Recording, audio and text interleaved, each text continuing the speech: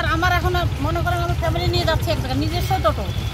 এখন আমরা ফ্যামিলি ধরে এক জায়গায় যাবো। আমার বাবার বাড়ি কিন্তু এইখানে রবীন্দ্রনগর ভাটাখানা। এখন ভাটাখানা যাবো, আমার এদিক দিয়ে যাওয়ার দরকার নেই, মনে করে আমি এদিক দিয়েই গেলাম, কিন্তু আমার তো নিজস্ব টোটো। আমি তো এখন পয়সাটা তো আমি তো আমার হয়তো পয়সা নাই, আমার এখন পাঁচটা লোক এখন যাব, আমার কিন্তু 20 টাকা করে হলেও কয় টাকা লাগবে? 20 টাকা করে হলেও কত টাকা দরকার? আমার কাছে এখন নাই, আমার নিজস্ব টোটো। তাহলে আমাকে যাইতে তো হবে, আমার বাবা অসুস্থ থাক কিংবা বাড়ি আমার যাইতে কিন্তু লাগবে। আমি কিন্তু তার চালানোর জন্য কিন্তু আমরা কিন্তু ফ্যামিলি নিয়ে আসি নাই, তাহলে এখন আমাকে যাইতে লাগবে। তাহলে এইরকম যদি করে তাহলে তো অসুবিধা না?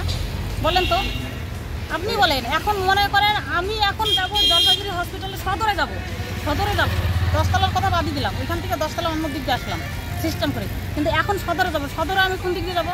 আমি রাস্তাঘাট সবসময় কি চিনি? আমি তো মেয়ে ছেলে মানুষ, অসুবিধা তো হচ্ছেই, খুবই অসুবিধা। আজকে আমি আমার ফ্যামিলি নিয়ে আমি যাইতেই পারি এক জায়গায়, আমার তো সুবিধা তো দেখতে লাগবে। জনগণের জন্যই তো পুলিশ সব কিছু করা, পুলিশ তারপর পৌরসভা সব কিছু করা। তাহলে তারা যদি মানে আমরা যদি শান্তিই না পাই, রাস্তাঘাটে চলে গেলে, তাহলে কিসের স্বাধীনতা? কোনো স্বাধীনতা নাই তো এখানে। আপনার নাম? সুচিত্রা সরকার।